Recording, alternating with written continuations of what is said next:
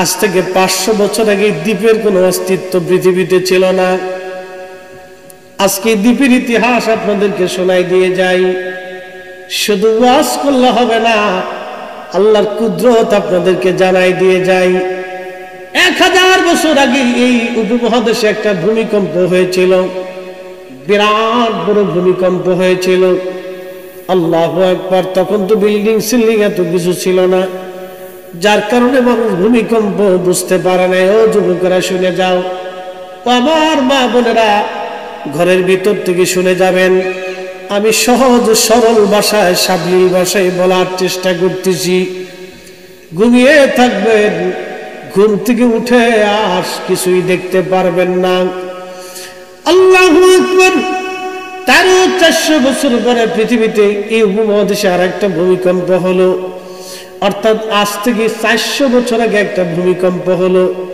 এই ভূমিকম্পটা এত বড় ভয়াবহ ছিল, এত বড় ভয়াবহ যে আজকের যে সেন্ট মার্টিন দ্বীপ আপনারা দেখেন পানির উপরে, সেই সেন্ট মার্টিন দ্বীপটা ছিল পানির নিচে, সমুদ্রের ভিতরে ছিল। এই ভূমিকম্পের কারণে আমার আল্লাহ রাব্বুল আলামিন এই সেন্ট মার্টিনটাকে ধাক্কাইয়া উপরে উঠাইয়া আমার আল্লাহ বঙ্গোপসাগরের 3 ফিট উপরে আমার আল্লাহ উঠাই দিলেন। একবার জোরে বলা যাবে আল্লাহু আকবার। আমরা যদি সারা দিন সারা বছর যদি ঠেলাঠেলি করি একটা দ্বীপ বানাইতে পারবো। তুমি রহমান, তুমি মেহেরবান, তুমি রহমান, তুমি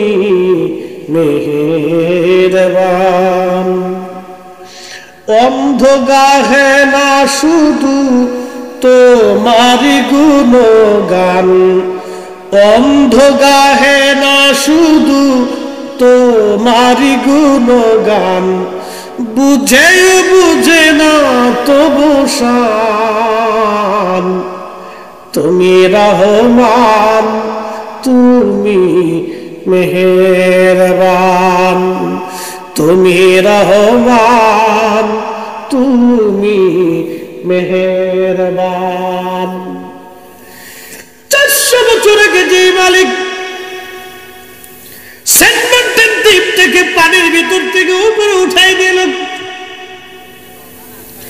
আগামীকালকে অথবা আজকে রাত্রে সেই মালিক ভূমিকম্প দিয়ে সেই দ্বীপটাকে আবার পানির নিচে নিয়ে যেতে পারে। কথা বলেন না কেন, ঠিক কিনা? তাহলে বলেন আযান হবে কার? জোরে বলেন কার? জিকির হবে কার? ইবাদত হবে কার? সেজদা দেব কাকে? আইন মানব কার?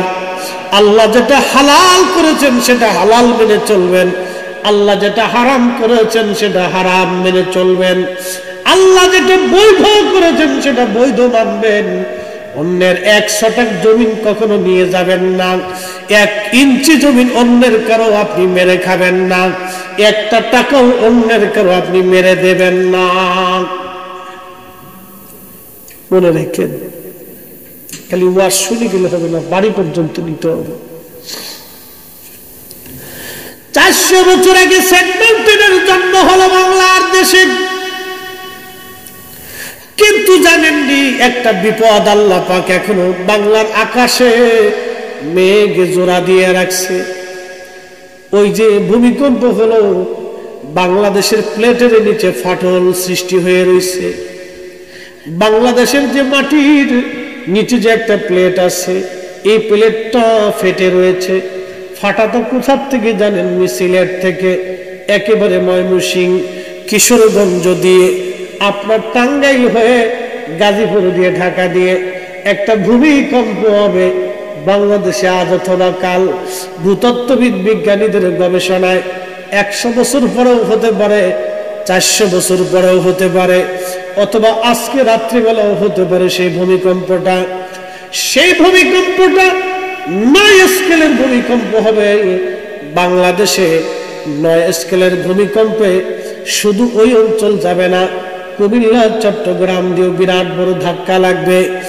এই বিরাট বড় ধাক্কায় 14 কোটি মানুষ আক্রান্ত হবে, 3 কোটি মানুষ জায়গায় মার্ডার হবে, বাকি মানুষগুলি আহত হবে, অনেকে নিহত হবে। 14 কোটি মানুষের তার আওতার ভিতরে আক্রান্ত হবে, 3 কোটি মানুষ জায়গার উপরে মারা যাবে। ঢাকা শহর থাকবে না, এটা বিরান ভূমি হয়ে যাবে। বড় বড় বিল্ডিং গুলি ভেঙ্গে ভেঙ্গে পড়ে যাবে। কোটি কোটি টাকার মালিকরা সকালবেলা অস্তিত্বহীন হয়ে যাবে। ক্ষমতার গর্বে টাকার অহংকারে যে মানুষগুলি দেমাগ বিরাট বড় ছিল, সকালবেলা ঘুম থেকে উঠে দেখবে তার কিছুই নাই, একেবারে ফকিরি মিসকিন হয়ে গেছে, ভিক্ষা দেওয়ার মতো লোক তালাশ করে পাবে না। কথা কন না কেন?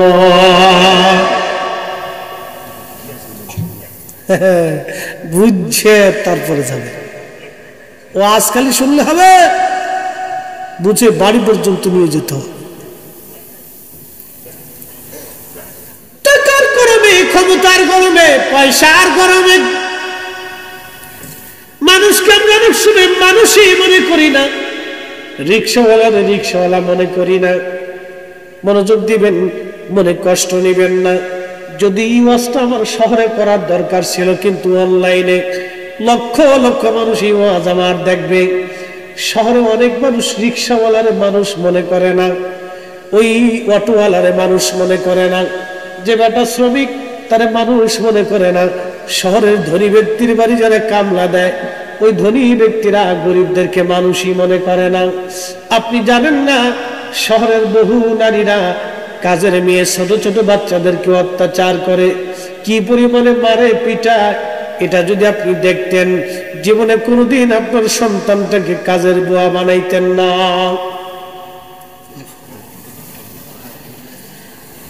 একজন বাবা কখন তার মেয়েটাকে কাজের মেয়ে হিসেবে শহরে কাজে পাঠায় জানেননি? যখন একেবারে নিরুপায় হয়ে যায়।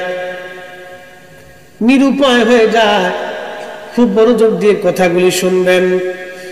যিনি রিক্সাওয়ালা, তিনি কিন্তু হালাল উপার্জনে রুটি রুজি করতেছেন, তার পয়সা হালাল। মনোযোগ দেন। যিনি শ্রমিক, সারাদিন পরিশ্রম করে 500 টাকা রুজি হয়। আপনাদের দেশে অনেকেই আছে সারাদিন পরিশ্রম করে 500 টাকা মাইনে পায়, 300 টাকা মাইনে পায়, এরকম আছে না নাই? আছে না? আছে। আর একটু পরিষ্কার করে বুঝাই, শ্রমিকের কথা বাদ দেন। ইমাম সাহেবের বেতন কত? আমার দিকে তাকান, ইমাম সাহেবের বেতন কত? আপনারা বলেন। 5, 6, 8,000 টাকা ধরলাম। যদি তার মাসে 8 হয়, দিনে কত দিন বলেন? মাসে 8 হলে দিনে কত দিন? 200 কত? 280। আর সারাদিন যে পরিশ্রম করে শ্রমিক, তার বেতন কত? 1000ও আছে, 500 টাকা দিন। তাহলে ইমাম সাহেব তিনি মাসে প্রত্যেক দিন রুটি করলেন মাত্র 250 টাকা। পরিসংখ্যান দিয়ে গেলেন আপনার। তারপর অনেক সময় ইমাম সাহেব যে ঝাড়িটা দেন, বাপরে বাপ।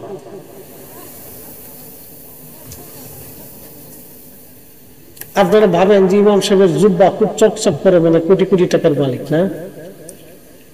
পরিসংখ্যান দিলাম। আপনি 500 পাইলেন, ইমাম সাহেবের প্রত্যেক দিনের রুজি মাত্র 250 টাকা। সারাদিনের পরিশ্রমের ফসল মাত্র 250 টাকা। আপনার ডিউটি সকাল 8টা থেকে বিকেল 4টা অথবা রাত 8টা পর্যন্ত, আর ইমাম সাহেবের ডিউটি 24 ঘন্টা।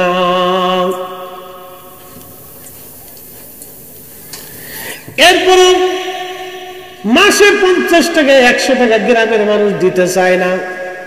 ক্যাশিয়ার সাহেবের জান শেষ হয়ে যায় টাকা উঠাইতে গেলে। আজ দিব, কাল দিব, 6 মাস 1 বছরের বাকি ফেলাইয়া অনেক মুসল্লি ইমামের বেতনের টাকা পরিশোধ করলো না। এই মুসল্লি মরে যাওয়ার পরে বলেন তো ইমাম দি জানাজা হলো, কিয়ামতের ময়দানে ইমামের টাকা বুঝাই দিয়ে তারপরে জান্নাতে যাওয়া লাগবে। জান্নাত বাপ দাদার খেলের খুদ্দারি সম্পত্তি না, ইমামের টাকা বুঝাই দিয়ে তারপরে জান্নাতে যেতে হবে।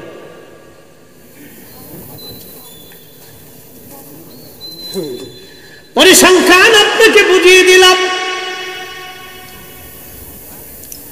500 টাকা যিনি রুজি করেন তার টাকাটাকে সম্মান করা লাগবে। আমি বলতে চাইছিলাম যিনি শ্রমিক তাকে সম্মান করতে হবে, ওই শ্রমিকের স্তরে তাকে সম্মান করা লাগবে।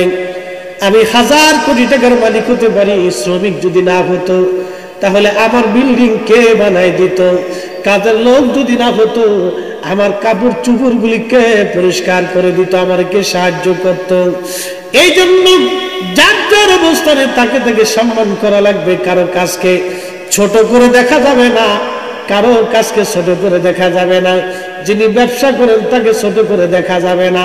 কিন্তু আজকে একটা পরিসংখ্যান আপনাদেরকে দিয়ে যায়, সারাদিন পরিশ্রম করে যে লোকটা 500 টাকা রুজি করেন, 500 টাকা মাইনে পান, 500 টাকা যে লোকটা রুজি করেন এই লোকটার সম্পূর্ণ পয়সা হালাল, টাকা হালাল, তার খাবার হালাল, তার পানি হালাল, তার রিজিক হালাল, তার তরকারি হালাল, তার ঘর হালাল, ফ্যানের বাতাস হালাল, তার রক্ত হালাল, তার এই শরীর হালাল, তার গোশত হালাল, সব কিছু হালাল।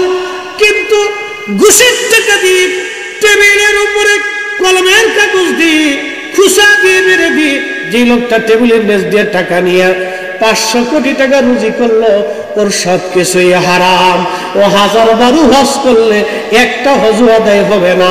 আর প্রত্যেক দিন 5 ওয়াক্ত নামাজ জামাতে বললে 1 ওয়াক্ত নামাজও কবুল হবে না। কথা কন না কেন? বুঝে তারপরে যাবে।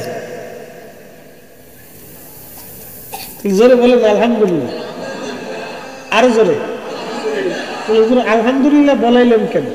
ভালো আছেন এই জন্য আলহামদুলিল্লাহ বলাইলেন। আল্লাহ আপনাদেরকে আমাদেরকে কম খাওয়াইতেছে কিন্তু ভালো লাগছে। হালালটা, পরিশুদ্ধতা, তাইয়্যিবটা, পবিত্রতা খেয়ে তারপর করে দিচ্ছে। তাজিয়া কাটা মহেশকালীবাসী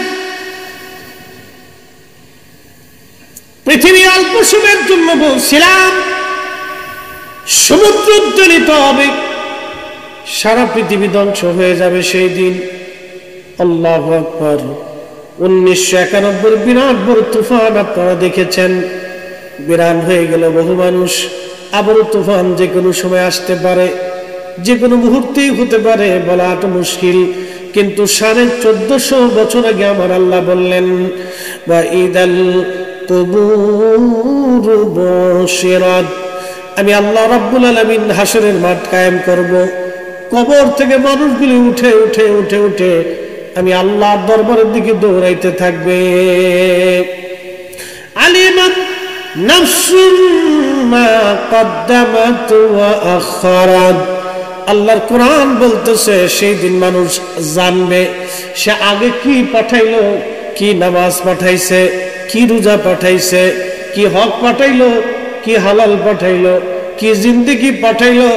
আমি আল্লাহ মানুষদেরকে সব দেখাই দিব,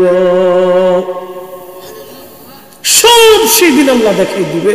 আপনি কি করছেন, কি না করছেন, কি পাঠাইছেন, কি আমল করছেন, কি নামাজ দিছেন, কি জিকির দিছেন, কি ফিকির দিছেন, কি রোজা দিছেন, কি হক দিয়েছেন, কি হালাল দিয়েছেন, এগুলি আল্লাহ আপনাকে সেদিন দেখাই দিবে। আলিমাত নাফসুম মা কদ্দামাত ওয়া আখারাত।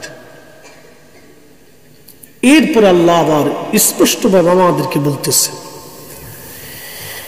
ইয়া আইয়ুহাল ইনসান মা গাররাকা বিরাব্বিকাল কারীম।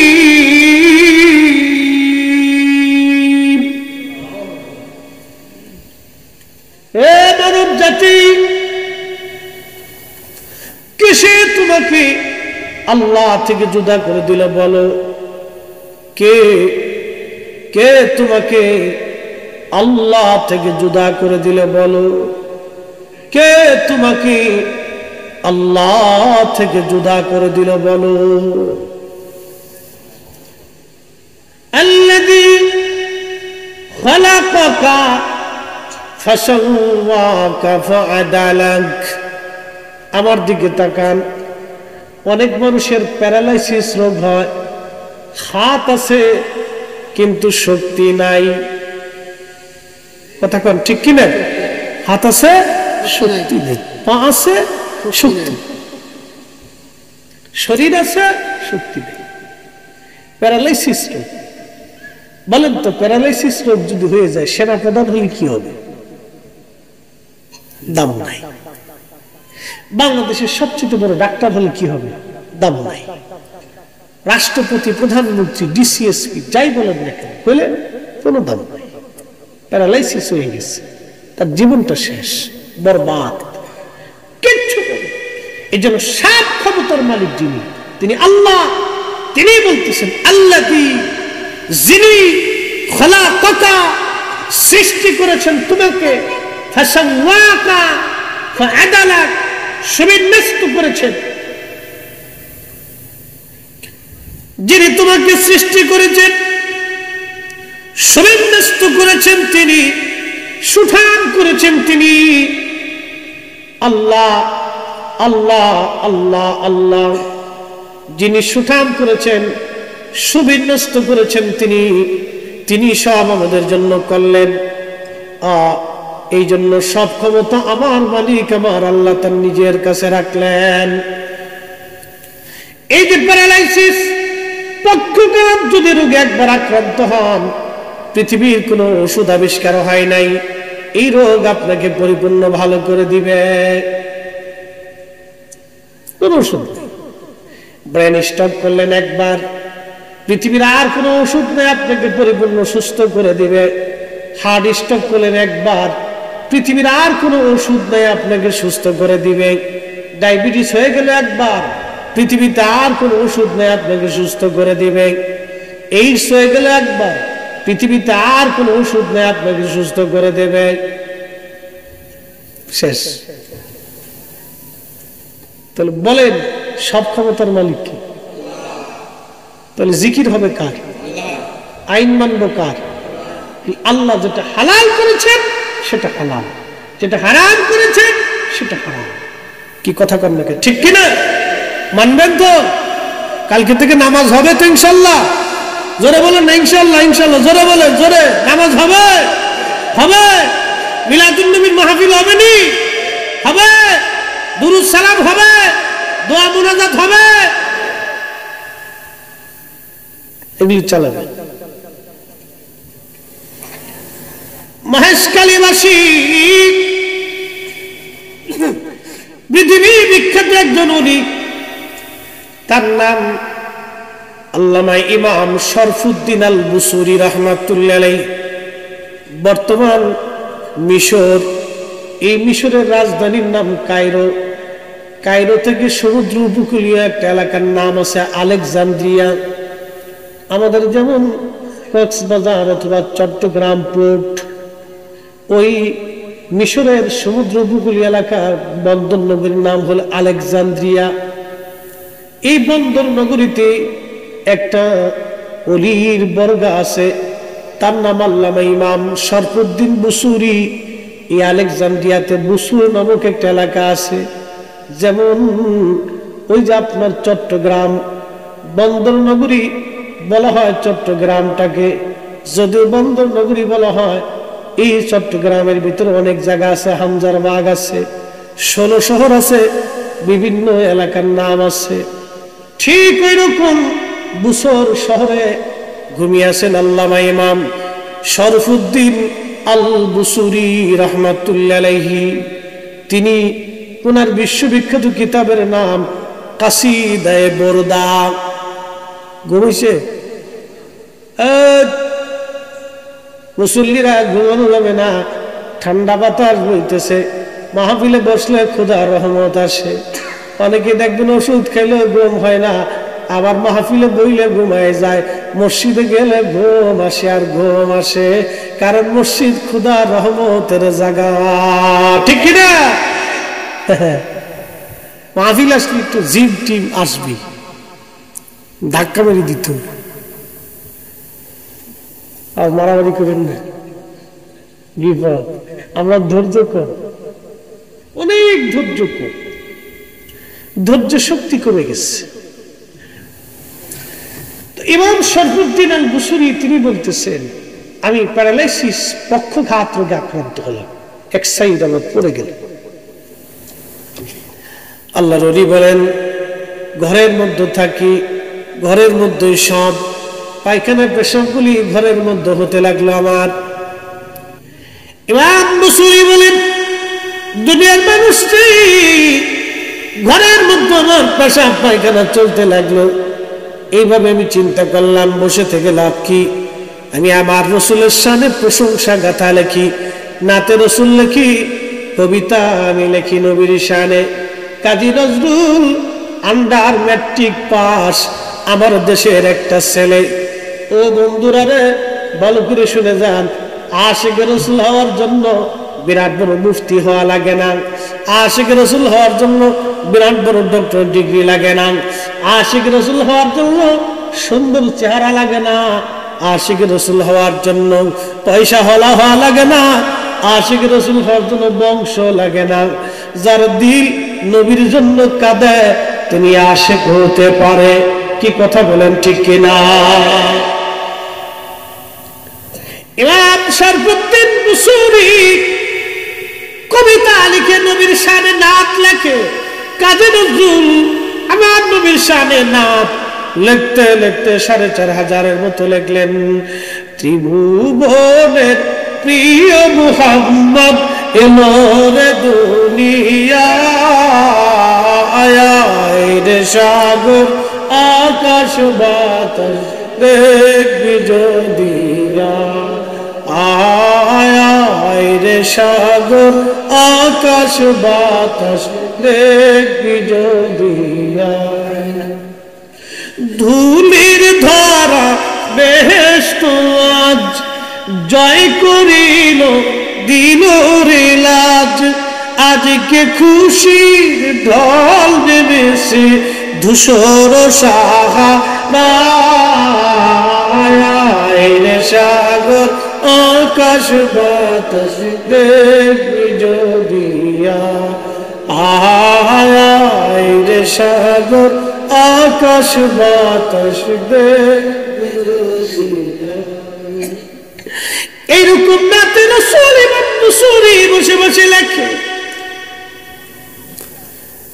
শেখ সাদি রহমাতুল্লাহ আলাইহি নাত লিখতো, বালাগাল্লুলাবি কামালিহি কাশাফাত দুজা বিজামালিহি হাসনাত জামিউ খুসালিহি সাল্লু আলাইহি ওয়া আলিহি। আল্লামা ডক্টর ইকবাল নাতে রাসূল লিখছে, মগজ কোরা রূহে ঈমা জান দিন হাসতে হুব্বে রহমাতুল লিল আলামিন। মগজ কোরা রূহে ঈমা জান দিন হাসতে হুব্বে রহমাতুল লিল আলামিন। চিৎকার করে বলেন না ইয়া রাসূলুল্লাহ। পাকিস্তানের আশিক তিনি নাতে রাসূল লিখছেন সাবিরি এইভাবে, হে সবজ গম্বদ ওয়ালি মঞ্জুর দুআ করনা, जब वक्त नजर आए आका दीदार अता करना, दीदार अता करना।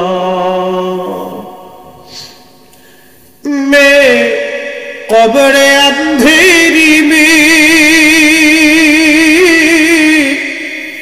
घबराऊंगा जब तन्हा,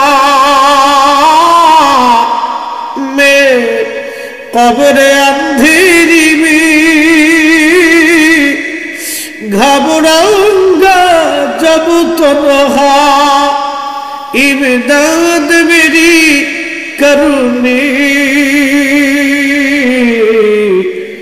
आह जाना रसूल अल्लाह इमदाद मेरी करनी आज़ाना रसूल अल्लाह रोशन मेरी तू बात को लिल्लाह जरा करना जब वक्त न आए आका दीदारे अता करना दीदारे अता करना सलातुल्ला रसूल अल्लाह अलैकुम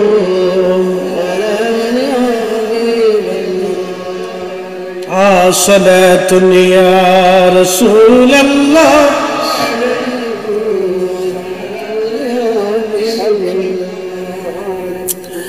আল্লামা ইমাম বুসরি তিনি লিখতেছেন কাসিদায়ে মুকাদ্দামার ভিতরে তিনি লেখেন আমি পক্ষগোত্র আক্রান্ত নাতে রাসূল লিখতে লিখতে লিখতে লিখতে আমি একটা পাণ্ডুলিপি করে ফেললাম আমার নবীর প্রশংসা আমি লিখতে লাগলাম আমরা যদি নবীর প্রশংসা করি আমার দেশের কিছু ভাইরা আপনারা বেদাতি বলে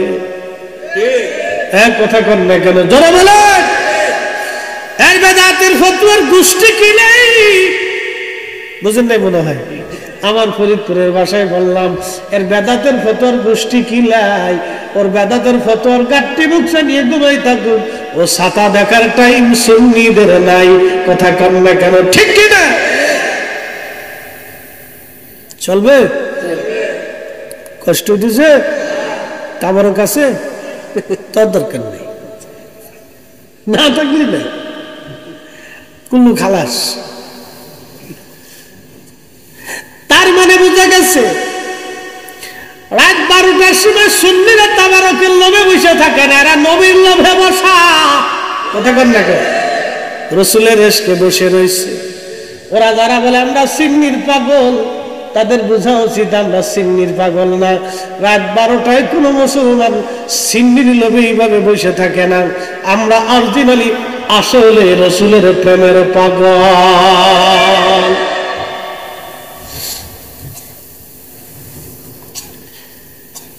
তাজিয়া কাটার মুসলমান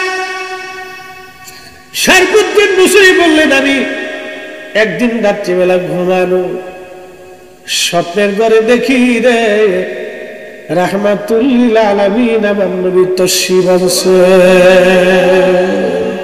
ইয়া রাসূলুল্লাহ ইয়া হাবিবাল্লাহ ইয়া রাসূলুল্লাহ ইয়া হাবিবাল্লাহ আমার মৌত নিদান কালে থাকিও নবীজি আমার শিওরে আমারি মৌত নিদান কালে থাকিও নবীজি আমার শিওরে করিব চুম্বন কদম ধরিয়া বলেন করিব চুম্বন কদম ধরিয়া ইয়া রাসূলুল্লাহ ইয়া হাবিবাল্লাহ ইয়া রাসূলুল্লাহ এক মুসলমান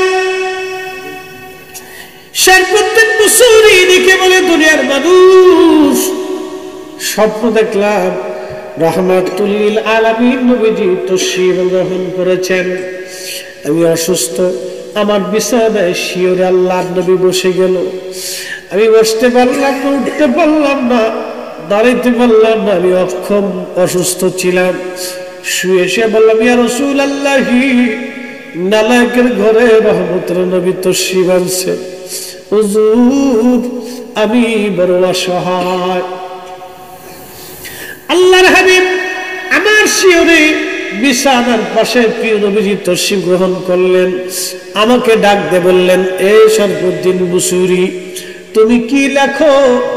আমি ডাক দিয়ে বললাম, ইয়া রাসূলুল্লাহ, নালে কি লাগবে গো নবীজি? আমি বুসুরি আপনার শানে কবিতা লিখি, আপনার প্রশংসা লিখি। নবীজি ডাক দিয়ে বলেন, বুসুরি রে, কি কি লেখো তুমি আমারে একটু পড়ে পড়ে পড়ে পড়ে শোনাও। শরফুদ্দিন বুসুরি বলেন, আমি সেই সময় বসে বসে কাসিদে বুরদা শরীফ আমি পড়তে লাগলাম, আমার নবীজির সামনে আমি পড়তে লাগলাম। যখন আমি ছন্দের মোহনায় টান দিলাম, দেখি আল্লাহর হাবিবের প্রেমের ছন্দে প্রিয় নবীজি দুলতেছিলেন, নবীজির ভালো লাগতেছিল। যখন আমি নাচিয়ে বন্ধ করে দিলাম, প্রিয় নবী ডাক দিলেন, শরফুদ্দিন বুসুরি, তোমার কি হয়েছে? আমি বললাম, ইয়া রাসূলুল্লাহ, নালে একবার অসহায় পক্ষঘাত প্যারালাইসিস রোগে আমি আক্রান্ত হয়ে গেছি। হুজুর, আমার একটা পাশাবাস হয়ে গেছে, আমি বসতে পারি না, চলতে পারি না, ইবাদত করতে আমার কষ্ট হয়। হুজুর, আমি বড় অসহায়। আল্লাহ নবী ডাক দিয়ে বলেন, বুসুরি, কোন দিকে তোমার সমস্যা বলো। আমি ইশারা করে বললাম, ইয়া হাবিবাল্লাহি, আমার এই সাইডটা একবারে পড়ে গেছে। আমি দেখি বুসুরি বলতেছে, দুনিয়ার মানুষটি, আমি দেখলাম রহমতের নবীর রহমতের হাত মোবারক যখন আমার গায়ের মধ্যে লাগাইলো, স্বপ্ন দেখলাম, সঙ্গে সঙ্গে আমার প্যারালাইসিস ভালো হয়ে গেল।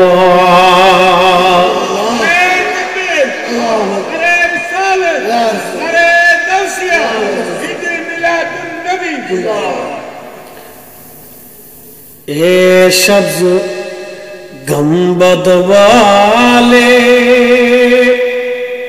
मंजूर दुआ करना,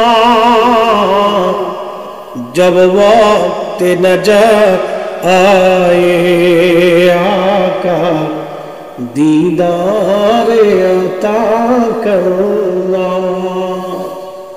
বলেন, নবী আসতে পারেনি? আসতে বলে পুলিশে ধরবে পারেনি? চিৎকার মেরে বলেন, পারেনি।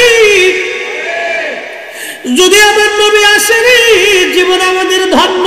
ইমাম বুসুরি বললেন, পক্ষঘাত আমার ভালো হয়ে গেল, সঙ্গে সঙ্গে আমি ভালো হয়ে গেলাম। আমার পেয়ারা নবীজি পবিত্র গাঁ মোবারক একটা সবুজ চাদর ছিল, ইয়ামানি নকশা করা। কি করা? নকশা করা চাদর। চাদর মোবারক নকশা করা ছিল, সবুজ জান্নাতের চাদর, যেটা কি ইয়ামানি চাদর বলা হতো। ওই চাদর খানা নবীজি গা মোবারক থেকে আমার গায়ের উপরে বিছাই দিল।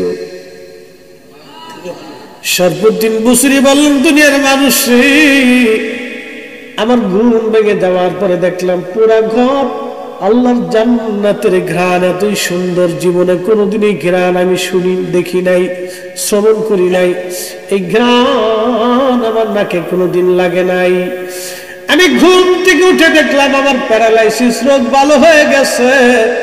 আরো তাকায় দেখলাম আমার নবীজি যে চাদর মুবারক আমারে দিয়েছিল, ওই চাদর মুবারক আমার গায়ের উপরে শোভা পাইতেছে। একসাথে বলেন আল্লাহু আকবার। তাহলে বলেন, নবী আসে না নাই? জোরে বলেন, আসে না নাই? উম্মতের কঠিন বিপদে নবী আসে কি আসে না? আমার দেশে একদল আমিন, এরা বলে মুহাম্মদ রাসূলুল্লাহ কাদ মাতা, মুহাম্মদ মরে গেছে, মুহাম্মদের আর কিছুই নাই।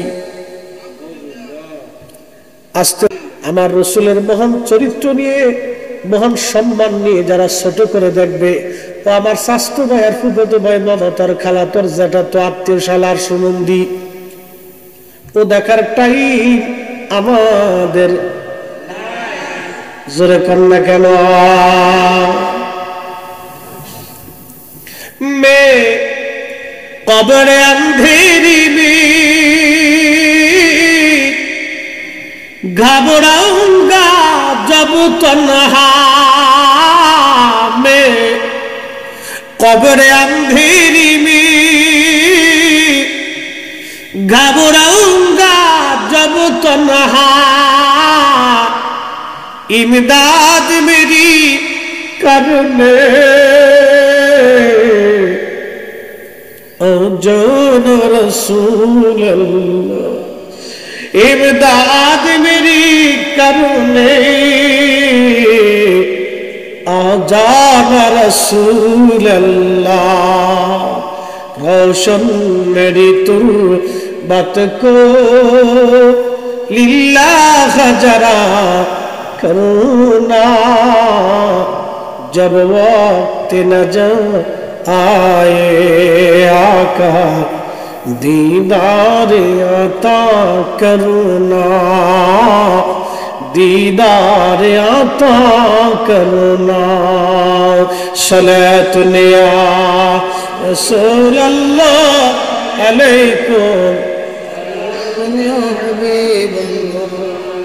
सलात या रसूल अल्लाह अलैकुम, सलाम या हबीब हाज़रीन महेशখালী বাসীর এই যে আমাদের দেশে মহেশখালীতে, চট্টগ্রামে, কক্সবাজারে কোটি কোটি টাকার মালিক আছে। কি কথা কন না কেন? হাজার হাজার কোটি টাকার মালিক আছে। এমন মালিক যার একটা জাহাজের মধ্যে কয়েক হাজার কোটি টাকার মাল থাকে, আছে না? একটা শিবের ভিতরে কয়েক হাজার কোটি টাকার মাল থাকে। কত টাকা আছে সে নিজেও বলতে পারে না, কিন্তু নবীর প্রেমের একটা বাগান সাজানোর নসিবে নাই। ঠিক কিনা? আপনারা আমার মতো নসিব না করবেন, আল্লাহ কবুল করছে। আপনারা আমার মতো গরিব মানুষ, খেটে খাওয়া মানুষ, মধ্যবিত্ত মানুষ, সামান্য ব্যবসা চাকরি উপার্জনের মানুষদেরকে আল্লাহ কবুল কইরা নবীর প্রেমের গোলাম বানাইয়া, রসুলের ইশকের প্রেমের শরাব পান করাইয়া আমাদেরকে নবীর ইশকের পাগল বানাই দিছে। এর চাইতে বড় বুলন্দ নসিব আমাদের জীবনে আর কিছুই হতে পারে না। কথা কোন ঠিক কিনা?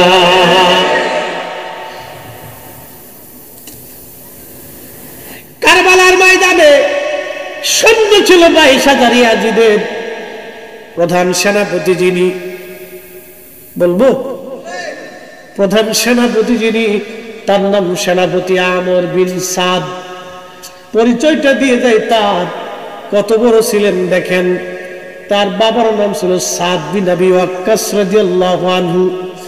পৃথিবীর মধ্যে নবীর জমানাতে আল্লাহর নবী দুনিয়াতে থাকা অবস্থায় 10 জন সাহাবীর নাম বলে জান্নাতের সার্টিফিকেট দিয়ে গেছেন।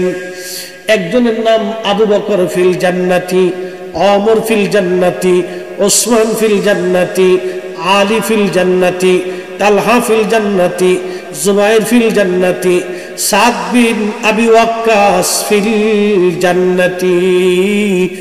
তার ছেলে সেনাপতি আমর কারবালার প্রধান সেনাপতি ইয়াজিদের পক্ষে ইমাম হুসাইনকে জবাই করার জন্য আসছিল।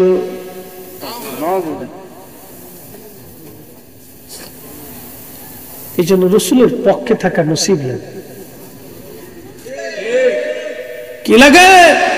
নসিব লাগে, নসিব লাগে, নসিব।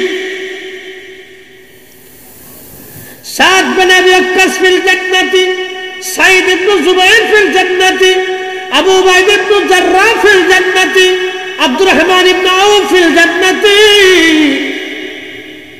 10 জন সাহাবীকে নবীজি জান্নাতের সার্টিফিকেট দিলেন।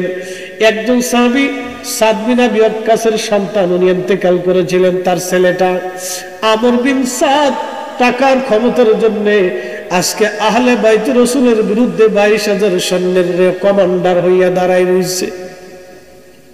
শুধু টাকা অর্থের কারণে, ক্ষমতার জন্য এদেশের মানুষ বেঈমান হয়ে যায়, নাফরমান হয়ে যায়। আল্লাহ আমাদেরকে অর্থ যদি কম দিক আর বেশি দিক আমরা রসুলের পক্ষে আসি, এটা আমাদের জন্য অনেক বড় বুলন্দ নসিব, কপালওয়ালা। কথা বলে গেল।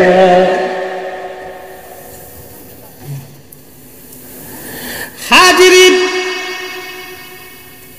আহলে বাইতে রাসূল, আওলাদে রাসূল, হযরত ইমাম হোসেন রাদিয়াল্লাহু আনহু কারবালার ঘটনা অনেক বড় লম্বা, শুধু একটু বোঝানোর জন্য বলতেছি। ইশকে রাসূল, রাসূলের পক্ষে থাকে, এটা আমাদের জন্য বুলন্দ নসিব। ইমাম হুসাইনের পবিত্র মস্তক মোবারক কেটে বর্ষার আগায় বিধাইয়া তারা সুদূর কুফা থেকে, ওই কারবালা থেকে রওনা হয়ে তারা কুফা নগরে আসলো।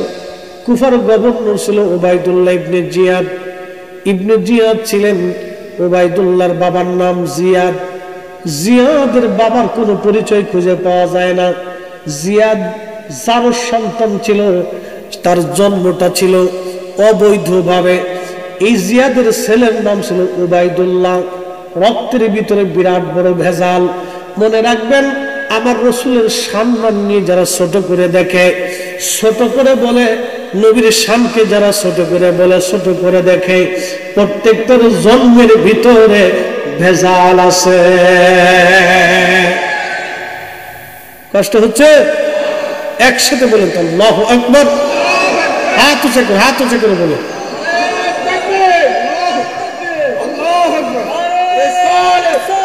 ইয়া রাসূল, ইয়া জিন্দাবাদ, জিন্দাবাদ। এই ইবনে জিয়াদ মসজিদে কুফাতে হুসাইন রাদিয়াল্লাহু আনহুর পবিত্র মস্তক পায়ের কাছে রাখছে। ভাষণ দিচ্ছে হাজার হাজার মুসলমান। মনোযোগ দিবেন। আপনারা অনেক সময় বিভ্রান্ত হয়ে যায়, বলেন হুজুর এরাও তো নামাজ কালাম পড়ে, এরাও তো রোজা রাখে, এরাও তো যাকাত হজ সদকা দেয়, এদের ভিতরে তো বিরাট বড় বড় হাজী সাহেব আছে। আজকে কোন হাজির হজ কবুল হবে, কোনটা পাক্কা হাজি, কোনটা পাক্কা নামাজি, কোনটা পাক্কা ইমানদারি, ঘটনা থেকে আজকে আপনারা বুঝে যাবেন। হযরত আহলে বাইত রাসূল, আওলাদে রাসূল ইমাম হুসাইন রাদিয়াল্লাহু আনহুর পবিত্র মস্তক কুফার মসজিদের ভিতরে ওই আপনার মিম্বরের সামনে রাখা হলো। উবাইদুল্লাহ ইবনে জিয়াদ মিম্বরে বসিয়া আহলে বাইত রাসূলের পবিত্র মস্তক তার পায়ের সামনে রাখছে। আহা, যাদের মাথা উন্নত মবশির, যাদের উসিলায় কোটি কোটি মানুষ জান্নাতে চলে যাবে, যাদের রক্তের উসিলায় কোটি কোটি কোটি কোটি পাপিষ্ঠ আমাদের মতো নাফরমানদেরকে আল্লাহ মাফ করে জান্নাত দিয়ে দিবে। তার পবিত্র মস্তক মাথা মোবারক আজ বেঈমানের পায়ের সামনে, মিম্বরের সামনে আর অসহায় হয়ে পড়ে আছে। সেই দিন হাজার হাজার মুসলমান মসজিদের মধ্যে বসা। উবাইদুল্লাহ ইবনে জিয়াদ ভাষণ দিচ্ছিল, ও মুসলমানেরা তোমরা শোনো, আমিরুল মুমিনিন ইয়াজিদের বিজয় আল্লাহ দিয়েছে, আর মিথ্যাবাদী হুসাইনের পরাজয় আল্লাহ দিয়েছে। চিৎকার মেরে বলেন না নাউজুবিল্লাহি মিন যালিক। মসজিদের মধ্যে হাজার হাজার মুসল্লি বসা, একটা মুসলমান সেই দিন প্রতিবাদ করে নাই। আজকে ওই যে আমার দেশে দেখবেন একদল এইভাবে যারা নামাজ পড়ে, ওদের মসজিদে বাংলাদেশে মুহররম মাস আসলে ইয়াজিদের প্রশংসা করা হয় ওই মিম্বরে বসে বসে। আজকে ওরা ইয়াজিদকে মিম্বরে বসে ইয়াজিদের প্রশংসা করে। সেই দিনের উবাইদুল্লাহ ইবনে জিয়াদ আর এই বর্তমান উবাইদুল্লাহ ইবনে জিয়াদের মধ্যে কোনো তফাৎ নাই। ওরা সেই দিনেরও বেঈমান, আজকের ওরা বেঈমান। ওরা মুসলমানের ঈমান চুরি করার জন্য আসছে। আমরা সুন্নি মুসলমান যতদিন পর্যন্ত জিন্দা থাকবো, এই জমিন থেকে রাসূলুল্লাহর শানের বেয়াদবি, আল্লাহর হাবিবের ইজ্জতের বিপক্ষে আমরা কখনোই মেনে নিব না। জীবন চলে গেলেও আমরা মানব না। হাত উঁচা করে বলেন ঠিক না বেঠে? সচ্চে মুসলমান তারা নামে মুসলমান। ইমানদারের ইমান নিয়ে করছে যারা খেলা, ওরাই তো আসলে এজিদেরই চেলা। দাড়ি টুপি পাগড়ি আছে দেখতে মাওলানা, ভিতরে নাই নবী প্রেম ইয়াজিদে ভরা। হেশকালীবাসী মনোযোগের সাথে শুনে যাবেন, হাজার হাজার মুসল্লি কেউ প্রতিবাদ করে নাই। মসজিদের ভিতরে, মসজিদের এক কোণে একজন আশিক রাসূল বসা ছিলেন, তার নাম হযরত ইবনে আফিফ রাদিয়াল্লাহু আনহু। তিনি অন্ধ ছিলেন, চোখে দেখতেন না। তিনি হযরত ইবনে আফিফ মসজিদের এক কোণায় দাঁড়ায়া গর্জন ছেড়ে দিয়ে বলেন, এ মার্জানার বেটা, নিমু খারাপ, কাকে তুমি আমিরুল মুমিনিন বলতেছো? নবীর দুশমনকে, ইয়াজিদকে তুই আমিরুল মুমিনিন বলতেছিস, আর আমার রাসূলের আওলাদকে আজকে মিথ্যাবাদী বানাইছিস। আমি ইবনে আফিফের চোখ যদি ভালো থাকতো রে, আজকে মসজিদের মধ্যেই তোকে কতল করে দিতাম। আল্লাহু আকবার। মসজিদে মুসল্লি হাজার হাজার, ইমানদার কয়জন? জোরে জোরে জোরে জোরে জোরে। মুসল্লি হাজার হাজার, ইমানদার কয়জন? ইমানদার কয়জন? একজন। ভালো যদি বাসতে হয় নবীকে বাসো, ভালো যদি বাসতে হয় নবীকে বাসো। নবী তরানে ওয়ালা, নবী বাঁচানে ওয়ালা, প্রাণের চেয়ে অধিক ভালো নবীকে বাসো। ভালো যদি বাসতে হয় নবীকে বাসো। হাজিরিন, মসজিদে মুসল্লি হাজার হাজার, ইমানদার মাত্র একজন। আমার নবী বলেন, লা ইউমিন, ইমানের স্বাদ হবে না, হাত্তা আকুনা হাব্বা ইলাইহি মিন ওয়ালিদিহি ওয়া ওয়ালাদিহি ওয়ান নাসি আজমাইন। তোমার ছেলে মেয়ে, সন্তান সন্ততি, বাবা মা, আত্মীয় স্বজন, পৃথিবীর সব কিছু থেকে তুমি যদি তোমার রাসূলকে মহব্বত করতে না পারো, তুমি ঈমানদার হবা না, ঈমানদার হবা না। একটা মা কলিজার ভিতর থেকে তার সন্তানটাকে ভালোবাসে, মা ভালোবাসে কলিজার ভিতর থেকে, বাবা ভালোবাসে কলিজার ভিতর থেকে। যদি আপনি বুঝতে চান তাহলে আপনি দেখবেন ডিসকভারি চ্যানেল মাঝে মধ্যে বাঘেরা, সিংহরা মহিষদেরকে দাবড় দেয় ধরার জন্য, এবং কি আপনি দেখবেন হরিণকে দাবড় দেয় ধরার জন্য। বাচ্চা হরিণ দৌড়ে কুলাইতে পারে না, কিন্তু মা হরিণ বাচ্চা রেখে চলে যায় না, বাঘের সঙ্গে মারামারি করে সমস্ত শক্তি দিয়ে চেষ্টা করে বাচ্চারে বাঁচানোর জন্য। একটা মহিষ গরু বাঘের সাথে মারামারি করে নিজের বাচ্চাটাকে বাঁচানোর জন্য। আপনি মাঝে মধ্যে দেখবেন মুরগার ডিম বাচ্চা ফোটার পরে এই মুরগিগুলি বাচ্চাগুলি নিয়ে জঙ্গলের মধ্যে যায়, বাচ্চারে খুঁটে খুঁটে খুঁটে খুঁটে মা মুরগি খাওয়াইতে থাকে।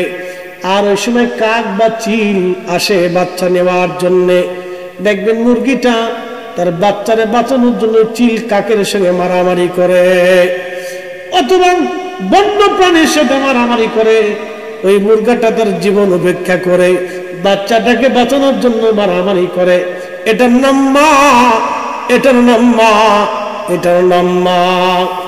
আল্লাহ রাসূল বললেন, ওই মা কলিজার ভিতর থেকে নিজের জীবনের চাইতে সন্তানটাকে বেশি ভালোবাসে, তার চাইতে বেশি পরিমাণে আমি নবীকে যে ভালোবাসবি, সে পাক্কা ইমানদার, পাক্কা ইমানদার।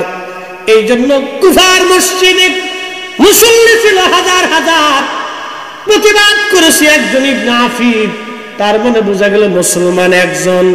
মুসল্লি হাজার হাজার, ইমানদার একজন। কি কথা কন না কেন, ঠিক কিনা?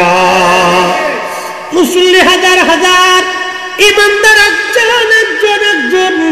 এশকে রসুল, এশকে রসুল, এশকে রসুল, এশকে রসুল, যার কারণে জগত সৃজন রে দেখো, চন্দ্র সূর্য তারা শূন্য ভরে, সে অচল নিশ চলে ধরা ধরে, নবী পদবিনে ভাবো সবই। খবর লও ইয়া রাসূলুল্লাহ, খবর লও মেরে মৌলা মেরে আকা, খবর লও সালাতুল ইয়া রাসূলুল্লাহ আলাইকুম সালামুন ইয়া হাবিবাল্লাহ। মহেশখালীবাসী পবিত্র মস্তক দিয়ে যা হচ্ছিল সিরিয়াতে, ঘটনাটা বলে আপনাদেরকে নিয়ে দোয়ার দিকে যাব, একটু জিকির করব, তারপরে দোয়া যাব। মনোযোগ দিয়ে শুনে যান। আজকে আপনারা যারা মাহফিল সাজাইলেন, আপনার একটা টাকাও বৃথা যায় নাই। যদি এই মাহফিলের জন্য পরিশ্রম করতে যে আপনার এক ফোঁটা ঘাম পড়ে যায়, তাহলে ওই ঘামটাও আপনার নাজাতের কারণ হয়ে যাবে। একবার জোরে বলা যাবে কি ইয়া রাসূলুল্লাহ? বুঝাইতেছি, দলিল দিচ্ছি। পবিত্র মস্তক নিয়ে যা হচ্ছিল সিরিয়ার দিকে, সিরিয়ান সৈন্যরা ইয়াজিদের সৈন্যরা নিয়ে যাচ্ছে কার মস্তক? আহলে বাইতে রাসূল ইমাম মাকাম হুসাইন রাদিয়াল্লাহু আনহু পবিত্র মস্তক নিয়ে যাচ্ছে। আহারে, বর্ষার আগে বিদায় নিয়ে যাচ্ছে। বিকেল ঘনিয়ে সন্ধ্যা নেমে আসলো মরুর প্রান্তর। সৈন্যরা বলল, দেখো বিরাট বড় একটা গির্জা আছে, এই গির্জাতে খ্রিস্টান পাদ্রী আছে, আমরা তার কাছে যাই সাহায্য চাই। আজকে রাত্রিতে এই গির্জার মধ্যে আমরা কাটাবো, সকালবেলা আবার আমরা রওনা হয়ে যাব। সৈন্যরা যে বলল, দেখো পাদ্রী, আমরা তোমার কাছে আজকে রাতের জন্য আশ্রয় চাই, তোমার গির্জার মধ্যে রাত্রিবেলা থাকবো, বিনিময়ে তোমাকে কিছু পয়সা করে দেব, আমরা সকালবেলা আবার এখান থেকে বের হয়ে যাব। বাচ্চা ওই লোকেরা নাক দিয়ে বলতেছে, পাদ্রী বলল, তোমরা কারা? বলে, আমরা সিরিয়ান ইয়াজিদের সৈন্য।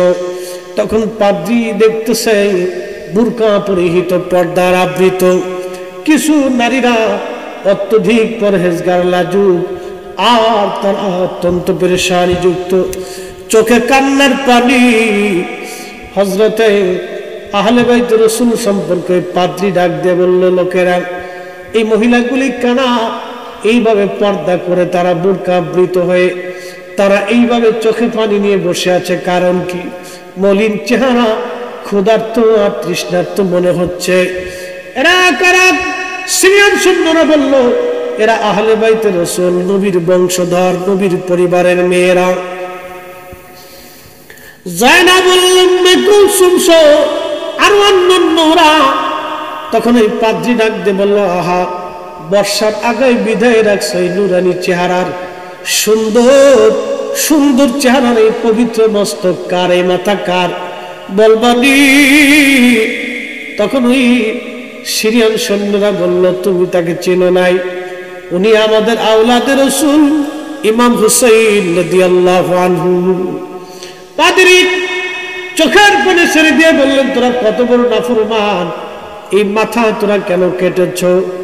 তোরা নবীর উম্মত হইয়া নবীর দৌহিত্রের মাথা কেটে বর্ষার আগায় বিদাইয়া তোরা সিরিয়া রওনা করছ। পাদ্রী ডাক দে বলল, আহারে, আমরা ঈসা নবীর অনুসারী, ঈসা আলাইহিস সালামের পায়ের জুতা মুবারকের সঙ্গে লেগে থাকা ধুলাবালি যদি আমরা পাইতাম, আমরা খ্রিস্টানরা এটাকে স্বর্ণ দিয়ে মুড়াইয়া আমরা একটা মহা সম্মানে ইজ্জতের সাথে আমরা রেখে দিতাম।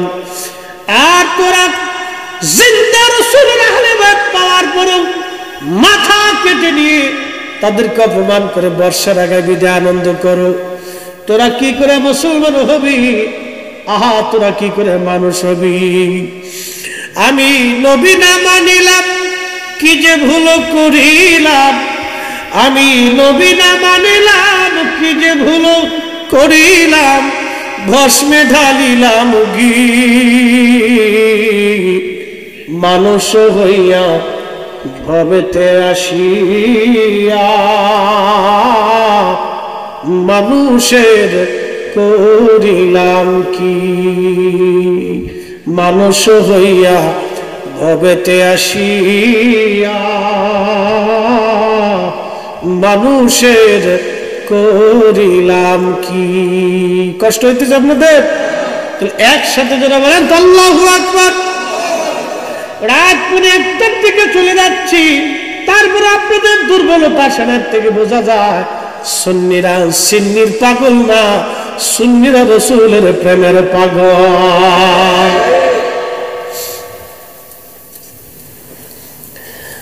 ওই পাদ্রী ডাক দিয়ে বলতেছে সৈন্যরা আমার বিদ্যার ভিতরে গোপন সিন্ধুকের ভিতরে আমি 10,000 স্বর্ণ মুদ্রা রাখছি কত হাজার 10,000 স্বর্ণ মুদ্রা বর্তমানে কয়েকশো কোটি টাকা হবে 10,000 স্বর্ণ মুদ্রা রাখছি তোদেরকে আমি 10,000 স্বর্ণ মুদ্রা সব আমি তোদেরকে দিয়ে দিব কিন্তু একটা শর্ত আজকে একটা রাতের জন্য কি ওই পবিত্র মাথা মুবারক আমার কাছে দিবি আমি একটা রজনী মাথা মুবারকের খেদমত না না হয় না চিৎকার করে বলেন না ইয়া রাসূলুল্লাহ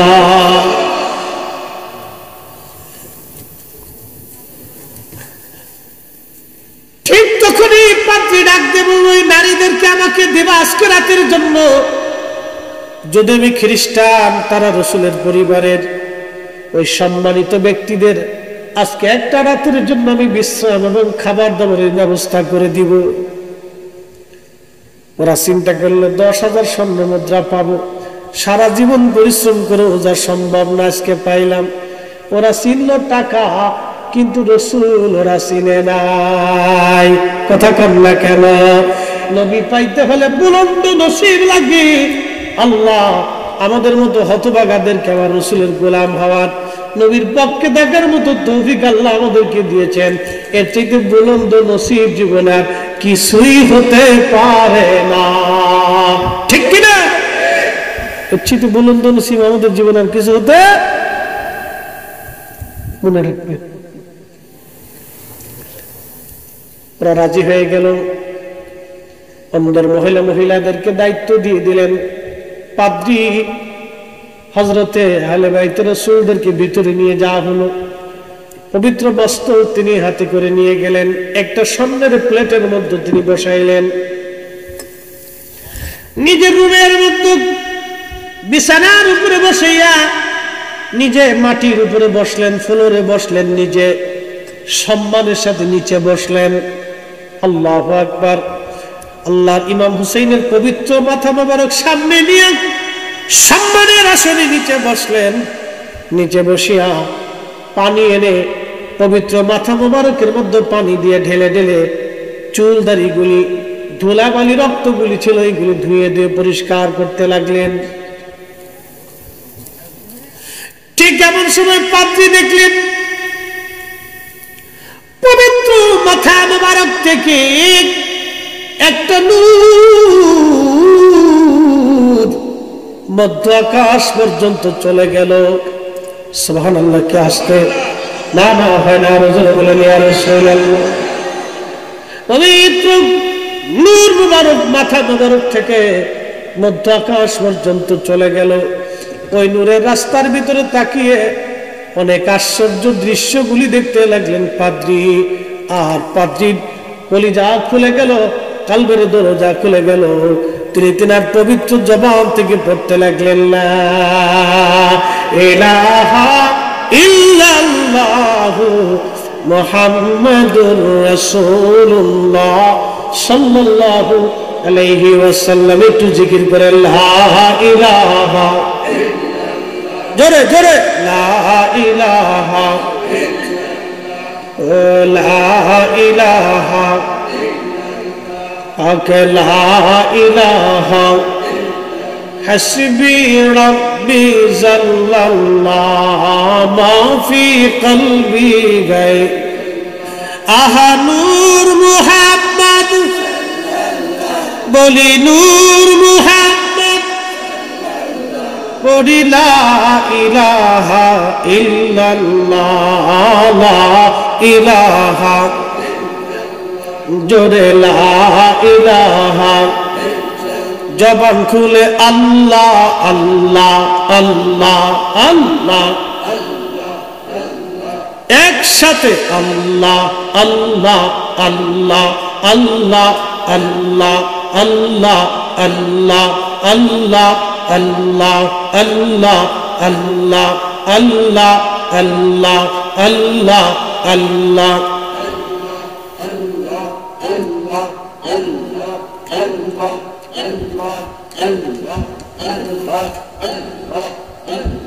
সালাত সালাম গো আমার দুরুদ সালাম গো আমার কইও নবী মুস্তাফায় তোমরা যদি যাও রে মদিনা আল্লাহ আল্লাহ আল্লাহ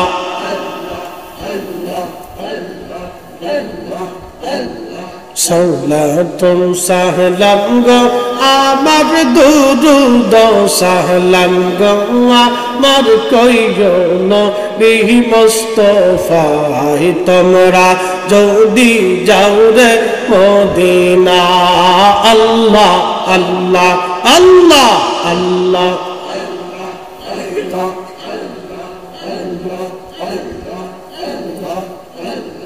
ওই মদিনা শরীফের মাঝে নূরের একটি খাম্বা সে গো ওই মদিনা শরীফের মাঝে নূরের একটি খাম্বায়া সে গো সেই খাম্বাতে হেলান দিয়া সেই খাম্বাতে হেলান দিয়া খুদবা দিতেন মুস্তাফা তোমরা যদি যাও গো মদিনা আল্লাহ আল্লাহ আল্লাহ আল্লাহ আল্লাহ আল্লাহ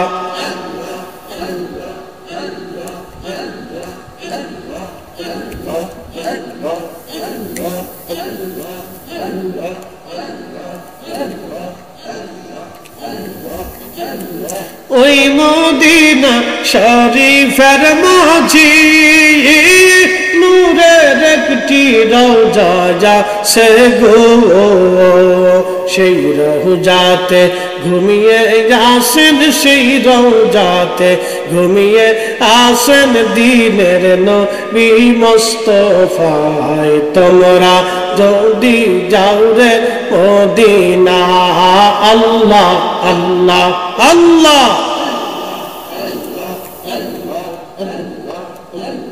সালাত সালাম গো আমার দুরুদ সালাম গো আমার কইও নবী মুস্তাফায় তোমরা যদি যাও রে মদিনা আল্লাহ আল্লাহ আল্লাহ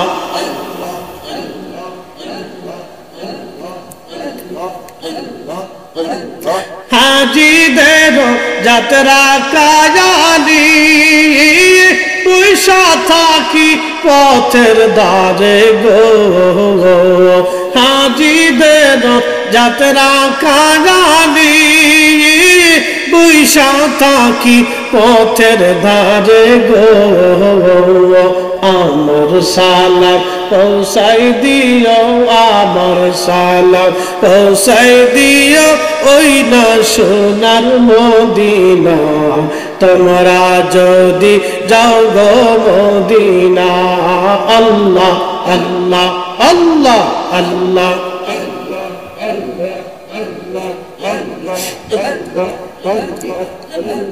সালাত সালাম গো আমার দুরুদ সালাম গো আমার কইও নবী মুস্তাফায় তোমরা যদি যাও গো মদিনা আল্লাহ আল্লাহ আল্লাহ আল্লাহ আল্লাহ আল্লাহ আল্লাহ আল্লাহ আল্লাহ আল্লাহ আল্লাহ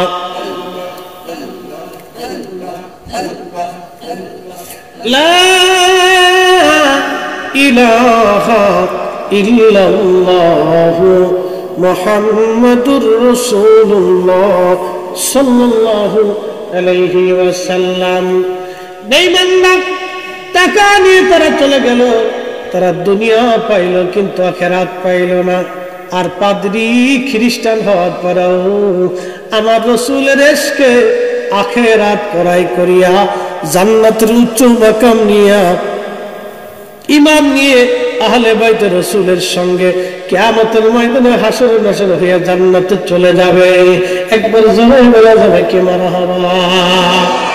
রাসূলের পক্ষে থাকা এটা নসিব লাগে। কি লাগে? নসিব লাগে। ওরা দেখলো কিন্তু পাইল না, আর উনি এক নজর দেখে নিয়ে চলে গেল। এই জন্য আল্লাহ আমাদেরকে আল্লাহ রাসূলের পক্ষে রাখছেন, এটা আমাদের জন্য বুলন্দ নসিব। নানান কথা বলবে, ওইদিকে ভ্রুক্ষেপ দেওয়া যাবে না, তাকানো যাবে না, অন্যদিকে মাইন্ড ঘোরানো যাবে না। মনে রাখবেন যে মাটির উপরে আজ বসে রয়েছি, আগামী দিন এই মাটির নিচে আমাদের ঘর হবে, আমরা কবরে চলে যাব। পৃথিবীটা ক্ষণস্থায়ী, অল্প সময়ের জন্য। তাই এখানে কি গোরস্থান আছে নাকি এলাকা? কত বছরের গোরস্থান? কত? 100 বছর? বেশি হবে। 200 বছরের গোরস্থান হবে। 200 বছরের গোরস্থান 200 বছর আগে যারা কবরে রাখা হয়েছিল তার কবরের অস্তিত্ব আজকে নাই। 200 বছর আগে যাকে কবরে দেওয়া হয়েছিল তার কবরের পাশে দাঁড়ানোর মতো আজকে কেউ নেই, না নাতি না পুতি না আর কেউ আছে, কেউ তার কবরের পাশে দাঁড়ায় না। ঠিক আমাদের একদিন ওইভাবেই হবে। 200 বছর পরে আমাদের কবরের চিহ্ন হারিয়ে যাবে, আমাদের কবরে দাঁড়ানোর মতো কেউ থাকবে না। কিন্তু একজন তিনি আমাদেরকে ভুলবেন না, রাহমাতুল লিল আলামিন, তিনি আমাদেরকে ভুলবেন না। এই কথাটা সারা জীবন মনে রাখবেন, সারা জীবন মনে রাখবেন। তিনি একমাত্র যিনি আমাদেরকে কখনো ভুলবেন না। আল্লাহর নবী বললেন, হায়াতি খায়রুল লাকুম, উম্মতরে আমার জীবন তোমাদের জন্য মঙ্গলময়। তুহাদ্দিসুনা ইউহাদ্দিসু লাকুম, তোমরা মুশকিলে পড়তা, আমি নবীর কাছে আসতাম, আমি সমাধান বাতলাইতাম। ওয়াফাতি খায়রুল লাকুম, আমার ইন্তেকালও তোমাদের জন্য মঙ্গলময়। উম্মতরে তুরাদু আলাইয়া আমালুকুম আমালিকুম, তোমাদের আমল সমূহ আমি নবী দেখব। চিৎকার মেরে জোরে বলেন না আল্লাহু আকবার। আজকের মাহফিল আমল না গুনাহ? আমল। আজকের মাহফিল যিনি দেখেন তিনি রাহমাতুল লিল আলামিন। ওই আমল আজকে আমার নবী দেখতেছেন। তোমাদের আমল সমূহ আমি নবী দেখব। ফামা রাআইতু মিন খাইরিন হামাদুল্লাহ আলাইহি, তোমাদের আমল যদি ভালো দেখি উম্মত, তাহলে আল্লাহর দরবারে ওই রওজা মুবারক থেকে প্রশংসা গাবো, আল্লাহর প্রশংসা করব। আমার রাআইতু মিন শাররি ইস্তিগফারতুল্লাহ লাকুম, আর আমল যদি তোমাদের খারাপ দেখি আমি নবীজি রওজা মুবারক থেকে তোমাদের জন্য ক্ষমা চাইব, আল্লাহর কাছ থেকে তোমাদের মাফ করায় নিয়ে আসব। একবার জোরে বলা যাবে আল্লাহু আকবার। তাহলে রাসূল আসে না নাই? ওই কবরে হাসরে মিজানে ফুলসিরাতে যিনি আপন তিনি নবী, তিনি নবী নবী নবী। অতএব ভালোবাসলে নবীকে ভালোবাসতে হবে, পক্ষ নিলে নবীর পক্ষ নেওয়া লাগবে, দল করলে নবীর দল করতে হবে। জীবনের সব কিছু উজাড় করে দিতে হবে রাসূলের জন্য। নবীর কদমের গোলাম যদি হতে পারেন। আল্লামা ডক্টর ইকবাল জবে শিকওয়ার মধ্যে লিখেছেন, কে আফাতুনে মুহাম্মদ সে তু হাম তেরে हैं ये जान चीज ही किया लौह कलम तेरे ये।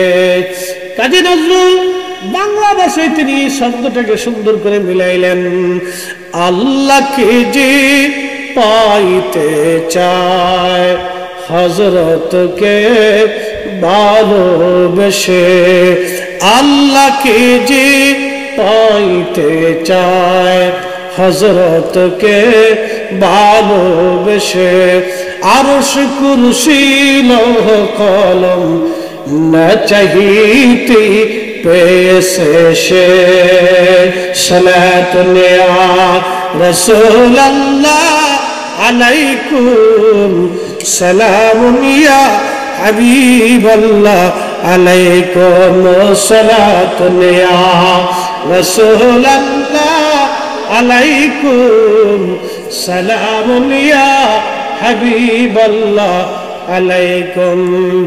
এসেছেন যত নবী সকলের ইমাম, সালাম নবী তোমায় হাজারো সালাম ইয়া নবী।